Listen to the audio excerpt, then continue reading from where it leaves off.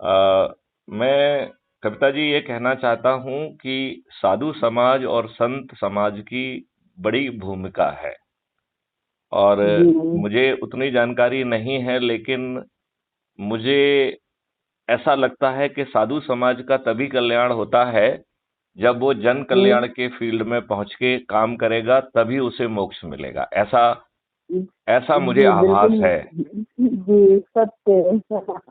बिल्कुल सही बात है। हाँ, तो मेरे ख्याल से इससे ज्यादा जनता का कल्याण कोई नहीं हो सकता है कि ये दुष्ट राजनेता, जिनके ना शिक्षा है, ना सोच है, ना चरित्र है, ऊपर से बाहुबली हैं, दल बदलू हैं हम्म, और अपराधी हम्म, हैं, और ये हम्म, अपने ऊपर गलत लोगों को ही थोप रहे हैं। वो तो आप, इसे राजनीति है सारा, इसमें क्या कर सकते हैं। नहीं नहीं नहीं नहीं, बिल्कुल कर सकते हैं, हाँ। बिल्कुल कर सकते अब हैं। आप जो है, जहां हम्म, पर भी आप प्रवचन करने जाती हैं, एक तो मैं आपसे निवेदन हम्म, करूंगा कि आप क्राइम फ्री भारत हम्म, जो यूट्यूब चैनल है उसे सब्सक्राइब करिए, ठीक है ना। और जी। आपका प्रवचन शुरू होने के पहले, प्रवचन समाप्त होने के बाद 2-4 मिनट का हम्म, जो है हमारे जो वीडियो जरूर दिखाएं कि कैसे जो है हम्म, जनता को जागने की जरूरत है, कैसे जन कल्याण हम्म, होगा।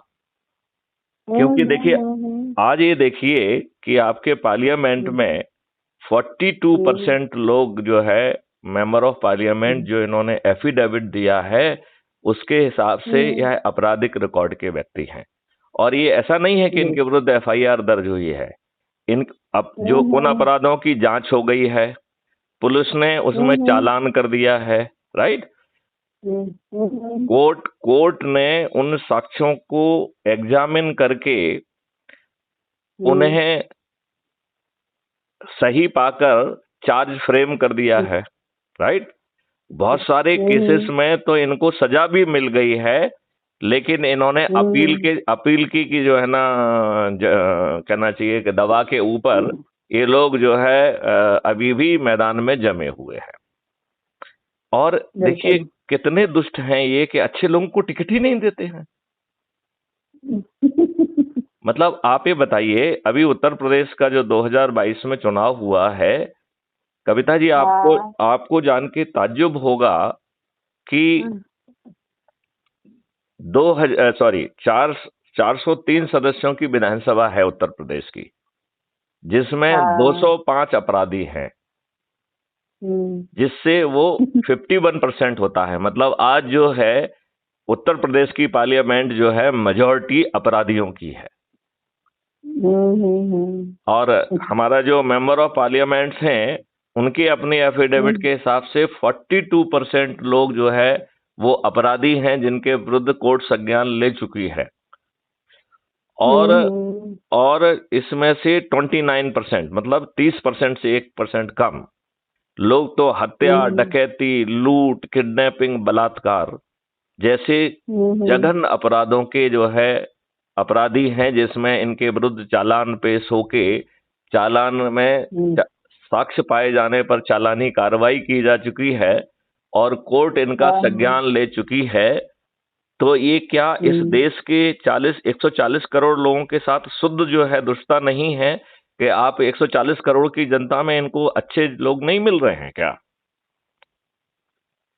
नहीं, ये आपका कहना सही है, लेकिन क्या है कि एकदम पूरा देखो, कोई अपन कुछ भी साफ करते हैं, एक मान के चलो उदाहरण के तौर पे, तो अपन गेहूं को साफ करते हैं, चावल को साफ करते हैं, तो उसमें 100% तो अभी कहीं क्लियर नहीं हो पाता। वो नहीं, है, और फिर हंड्रेड जिसका परसेंट पावर ज्यादा हंड्रेड है। परसेंट 1 मिनट, 100% क्लियर 2 मिनट में हो जाएगा, यदि हम हाँ, पीपल्स। नहीं वो जैसे आपकी मिनट बात जैसे मिनट मानते जैसे हैं। जैसे मिनट मैं आपको अभी बताता हूं। जी। इस देश जी। में चपरासी को शिक्षित भी होना हम्म, चाहिए, सुचरित्र भी होना चाहिए।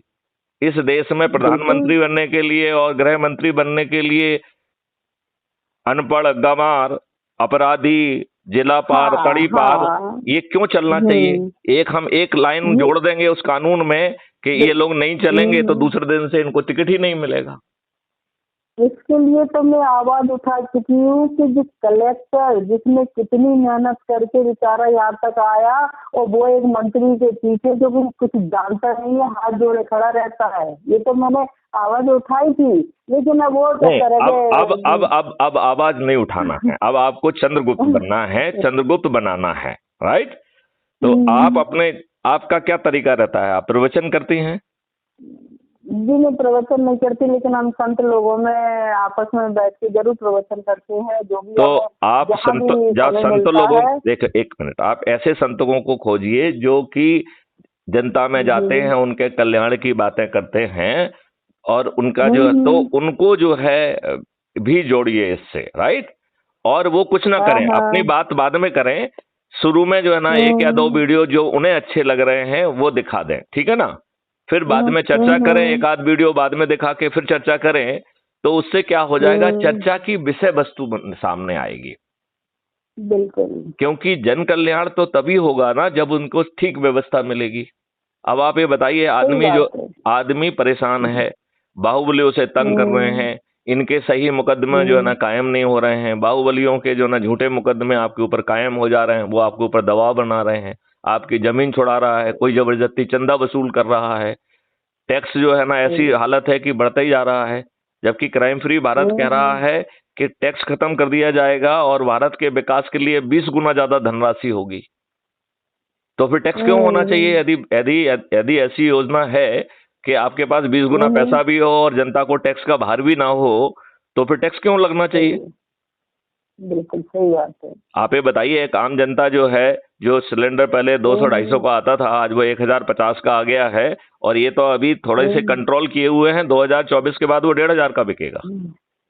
सही बात है। आप बताइए, जो जो है पहले जो है ना 20, 25, 30 रुपए लीटर पेट्रोल हुआ करता था, वो 110 हो गया है, और जैसे ही चुनाव खत्म होंगे तो वो 150 हो जाएगा। हाँ ये तो होता है। तो आप ये देखिए, कोई भी इनका छोटा मोटा नेता आता है, कोई जो ना त्योहार आता है, सब जो है ना चंदा वसूलना चालू कर देते हैं, ये दुकान बन गई है। बिल्कुल हर कोई चौथ वसूली कर रहा है, जो शासकीय सेवक है वो भी चौथ वसूली कर रहा है, ये नेता भी चौथ वसूली कर रहे हैं। आम जनता कितनी कितनी चूसेगी, ये बताइए ना मुझे, और क्यों चूसना चाहिए उसे? नहीं सही बात है, हर कोई ऐसा नहीं है कि सबके जने में सक्षम है, सबके परिवार है। हम तो बड़ी सिंपल बात कह रहे हैं, जो पर्दे के पीछे खेलना चाहते हैं वो केवल अपना शपथ लेके छोटा संकल्प पूरा कर लें, राइट? और अपने बच्चों को एक अच्छा भविष्य दे दें। जो क्रीज पे आगे तेजी से खेलना चाहते हैं, जिनकी इच्छा है कि वो आगे चल के विधायक, सांसद, मंत्री, मुख्यमंत्री और प्रधानमंत्री बने, वो क्रीज पे जो है ना जरा तेजी से खेलें, लोगों के बीच में जाएं, संगोष्ठियां करें, लोगों को बताएं इस मॉडल के बारे में, और बिना खर्च जो है मंत्री और मुख्यमंत्री बने। आज तो जो है ना बिना पैसे खर्च किए आप चपरासी नहीं बन सकते हैं, आप जो है ना एक पार्षद नहीं बन सकते हैं, आप पंच सरपंच नहीं बन सकते हैं। सही बात है। तो मैंने देखा कि जब आपने ज्वाइन किया है, तो पहले तो मुझे लगा कि मैं आपको सादीवाद दूं, और मुझे लगता है कि संत समाज को बिल्कुल जुड़ना चाहिए। और मुझे नहीं मालूम है, आप लोग इस बात को ज्यादा समझते हैं, लेकिन मुझे लगता है कि संत समाज का कल्याण तभी होता है, मोक्ष उसे तभी मिलता है जब वो मृत्यु के पहले जन कल्याणकारी कार्य भी करे। तो हमारा काम ही जागरूक करना है जनता को, बच्चों को ज्यादा, मेरा हमेशा यही रहता है उनके लिए। तो मैं आपसे प्रार्थना करूंगा कि आप संत समाज को जगाइए। जहां जरूरत होगी तो हम आपको जो है वीडियो लिंक भेज देंगे, तो हम आपके जो है ना संत समाज से जो है साक्षात्कार करेंगे, बातचीत करेंगे, और उस बातचीत को भी हम क्राइम फ्री भारत पे अपलोड करेंगे, तो जनता को जागृत होने में भी वो मिलेगा, और लोगों को ये भी लगेगा कि हमारे संत समाज ने भी इसे कल्याणकारी माना है। आपने क्राइम फ्री भारत मॉडल को ठीक ढंग से समझ तो लिया है ना? जी अभी मैं पूरी तरह से नहीं समझी हूँ, मैंने आज ही ज्वाइन किया है शायद। हाँ अच्छा, तो आप कुछ प्रश्न पूछेंगी तो मैं आपको समझा दूंगा। क्राइम ब्रांच का भी इसका क्या है कि देखो, देखिए मैं आपको समझाता हूँ, ठीक है ना? जी मैं, ये जी तो आपको मालूम है कि मैं एक पुलिस अधिकारी हूँ, आईपीएस ऑफिसर हूँ। 2014 से जी 2020 तक मैं डीजीपी रहा हूँ। और हो सकता है कि जी आप लोगों से मुलाकात भी हुई हो सिंगस्त के समय। हो सकता है। हाँ, हो सकता है, क्योंकि मैं वहाँ पे लगभग जो है 1 महीने वहाँ मेरा प्रवास रहा था। और उस समय मैं डीजी होमगार्ड था। तो आपने देखा होगा कि डीजी, अच्छा हाँ, होमगार्ड की बड़ी डिफरेंट व्यवस्था इस बार आपने सिंगस्त में देखी होगी। हाँ आपको आपको कुछ याद पड़ रहा है? हाँ हाँ। तो हमने 2017 में एक प्रस्ताव भारत सरकार को भेजा था कि कैसे हम्म, टेक्नोलॉजी का यूज करके हम अपने देश को अपराध मुक्त बना सकते हैं, राइट। जी भारत सरकार ने इस प्रस्ताव को सभी राज्यों में भेजा और इस पे काफी हम्म, विचारण किया गया। 2019 हम्म, में इसे एक नेशनल पुलिस मिशन के रूप में मान्यता प्रदान की गई, राइट। जी और जी 2019 से मैं ही इस मिशन हम्म, का प्रोजेक्ट हेड हूं, ठीक है ना। आज भी मैं ही जी हेड हूं बहुत इसका, ठीक है ना। बहुत सुंदर। लेकिन 2020 में सितंबर में मैंने इनको एक प्रस्ताव भेजा था। हम्म, वैसे हम उसको निकनेम में डिजिटल चित्रगुप्त कहते हैं, जिसमें राइट टू प्राइवेसी भी दिया गया था। लेकिन उसका हम्म, संवैधानिक नाम है national authority for scientific and technical assistance in investigation and detection of crime under entry 65C schedule 7 of the constitution. तो इस संविधान की व्यवस्था के तहत एक ड्राफ्ट कानून भेजा गया था, जिससे आम हम्म, जनता को राइट टू प्राइवेसी भी मिलेगा। लेकिन उस हम्म, समय राइट टू प्राइवेसी खत्म हो जाएगा जब व्यक्ति स्वयं अपराध कर देगा। हम्म, तो ये जो डिजिटल चित्रगुप्त है, यही रिपोर्ट थाने में कर देगा कि इसने ये अपराध किया है, और पूरे साक्ष्य दे देगा, और जो ऐसा व्यक्ति है वो खुद जेल चला जाएगा। हम्म, तो मैंने 2020 के अंत में या 2021 में ये महसूस किया कि ये राजनेता जो स्वयं अपराधी हैं, वो इस देश को हम्म, अपराध मुक्त देखना ही नहीं चाहेंगे। जो अपराधियों को ही टिकट देते हैं, उनकी अपराध मुक्त हम्म, भारत में रुचि क्यों होगी। बिल्कुल सही बात है। तो मैंने फिर एक एनजीओ बनाया जिसका नाम अपराध मुक्त हम्म, भारत मिशन रखा। बहुत सुंदर। और उसमें उसको जो है ना और रिफाइन करते हुए 21 लक्ष्यों को हम उसमें लेके गए हैं।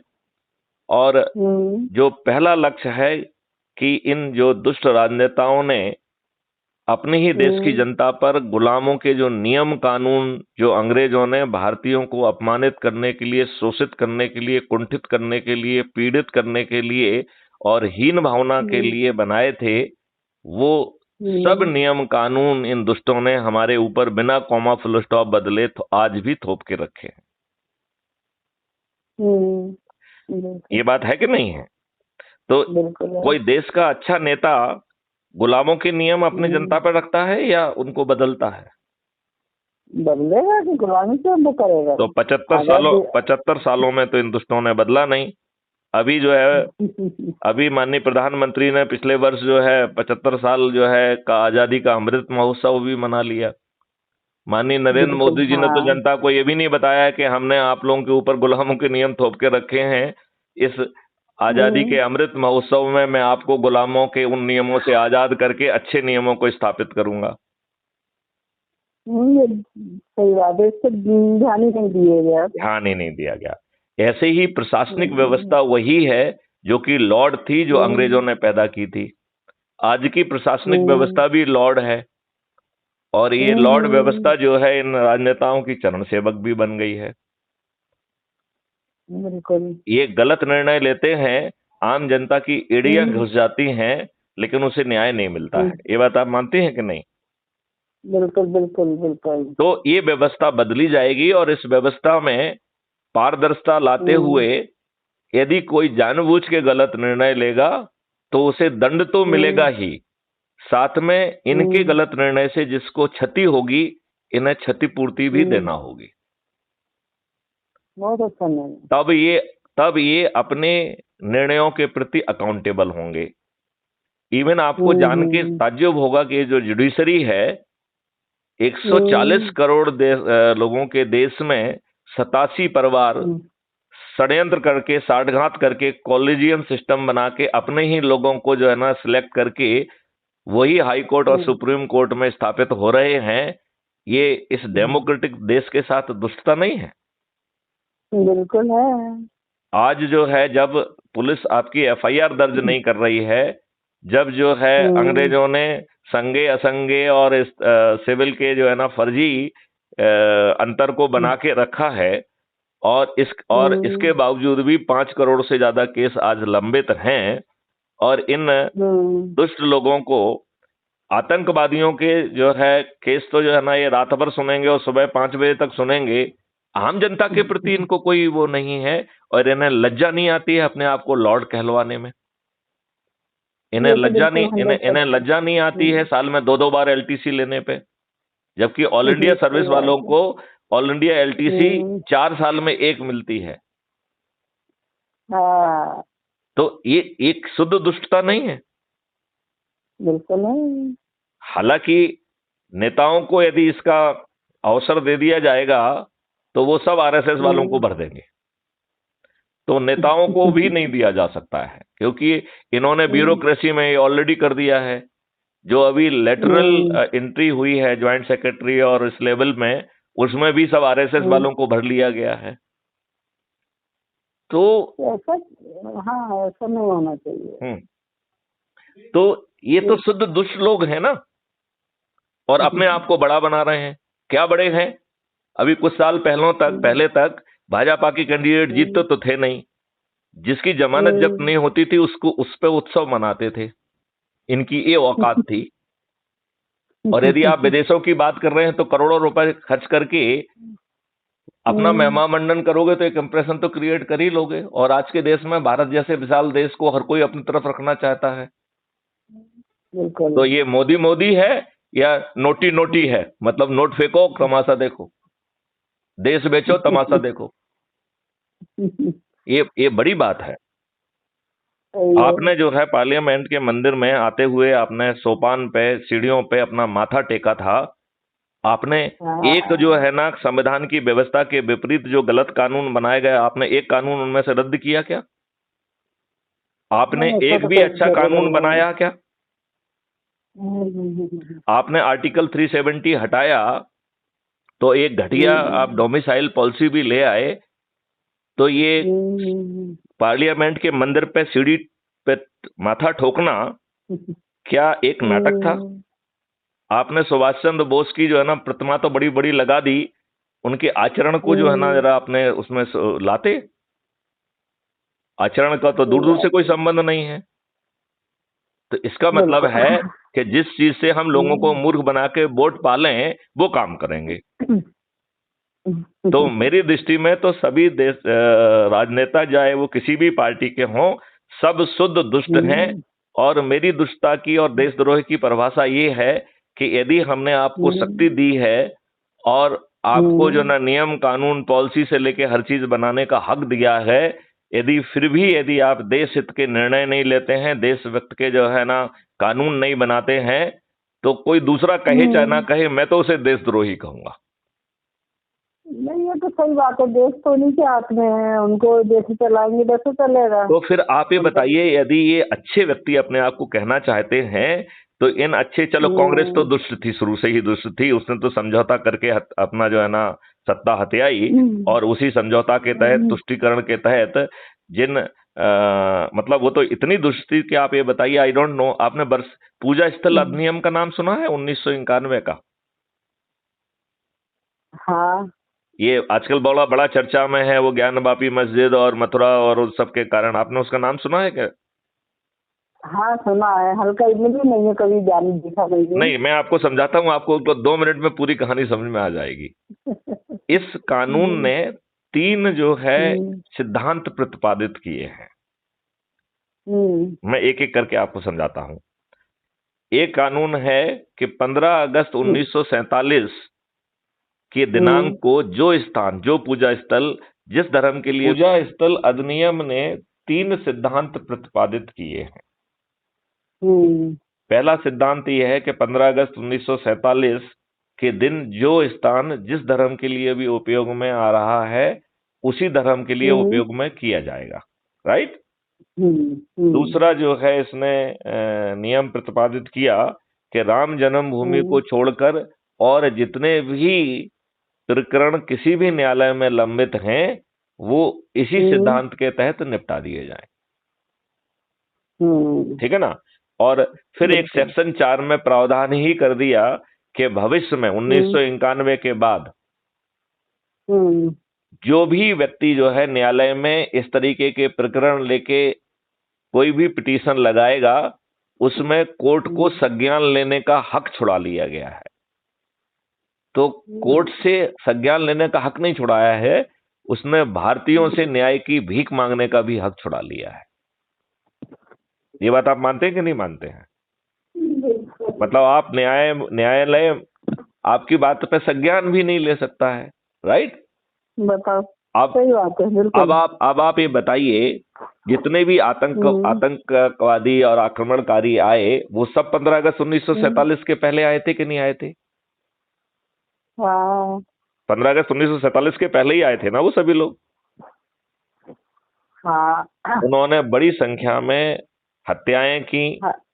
उन्होंने बड़ी संख्याओं में बलात्कार किए, महिलाओं को ले जाकर जो है 2-2 दिनारों में बेचा और इस आशय के उन्होंने स्तूप भी लगाए।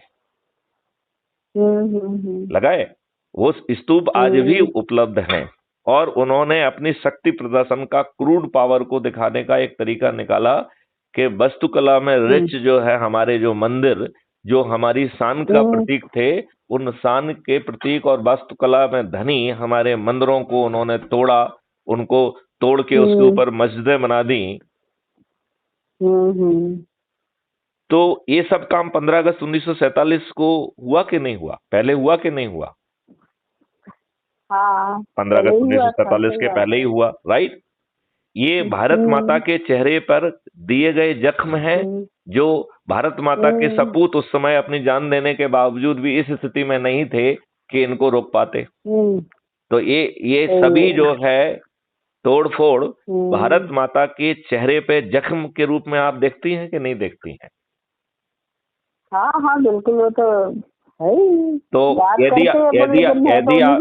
यदि आपसे ये कहा गया है कि जिस रूप में भी 15 अगस्त 1947 को ये है, यदि उसी उसमें ये बने रहेंगे तो आप मुझे ये बताइए,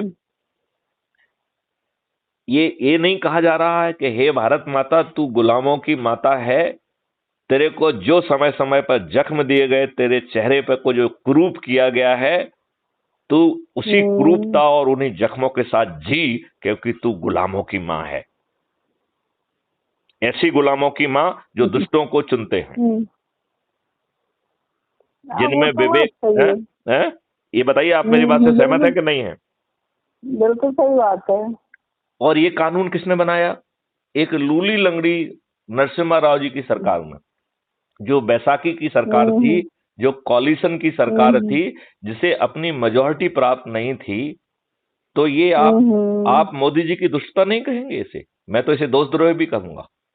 मेरा यदि जो है उस समय चलो मान लिया कि कांग्रेस तो दुष्ट थी, तुष्टीकरण की नीति उसने अपनाई, आपको तो कम से कम अब भारत माता के इन चेहरों पर जो ना जख्मों को थोड़ा सा सहलाना चाहिए था, इस नियम को रद्द कर देना चाहिए था। सही बात है।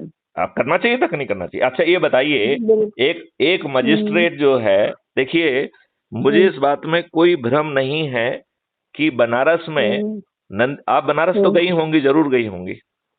हाँ गई हैं।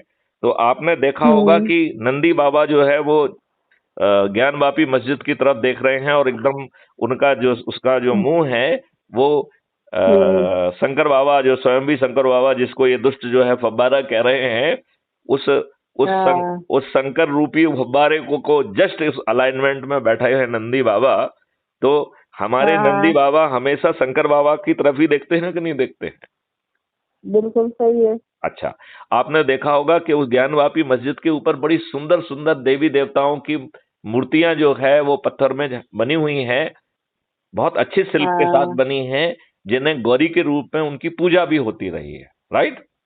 हाँ हाँ हाँ। तो आप ये बताइए, हमको आपको किसी को भी ये भ्रम नहीं हो सकता है कि ज्ञान वापी मस्जिद कुछ नहीं कि मंदिर का ही हिस्सा है, और इन लोगों ने जो गुसल खाना जिसको जाने क्या कहते हैं लोग, उसमें हाथ धोने वो थूकते हैं, उसमें उन्होंने हमारे शंकर जी को जो है ना इतने समय तक सड़ाया है। लेकिन मैं जो है उस मजिस्ट्रेट से पूछता हूं कि क्या उसका ओरिजिनल स्वरूप जानने का हक इस देश के जो है ना कानून ने उसे देके रखा है क्या, जिसमें कह दिया है 15 अगस्त के दिन जो भी 15 अगस्त 1947 को जिस धर्म में उपयोग में आ रहा था, तो ये जो नाटक तो 15 अगस्त 1947 के पहले ही हो चुका था कि नहीं हो चुका था? हाँ हाँ। तो मजिस्ट्रेट को यह स्वरूप जानने का जरूरत नहीं है, राइट? तो हम लोग इसलिए ताली बजा रहे हैं कि कम से कम मजिस्ट्रेट ने कुछ तो राहत दी, लेकिन हमारे इस दुष्ट नेहरू जिसको हमने प्रधानमंत्री बनाया है अपने वोटों से, उसने तो 5 मिनट के लिए राहत नहीं दी। जब इससे पूछा गया कि आप क्या वर्शिप प्लेसेस एक्ट 1991 को आप रिपील करेंगे, तो इसने दुष्टतापूर्वक कहा कि मैं नहीं रिपील करूंगा। तो मुझे लगता है कि हमारे वोट से चुने गए हुए प्रधानमंत्री को इस दुष्टता के लिए मुझे दुष्ट कहने का और देशद्रोही कहने का पूरा हक है। मैं इस बात को मानता हूं। बिल्कुल। आप भी ऐसा मानती हैं क्या? नहीं, तो जो अपने देश के विरुद्ध निर्णय है तो वो तो फिर गलत ही है।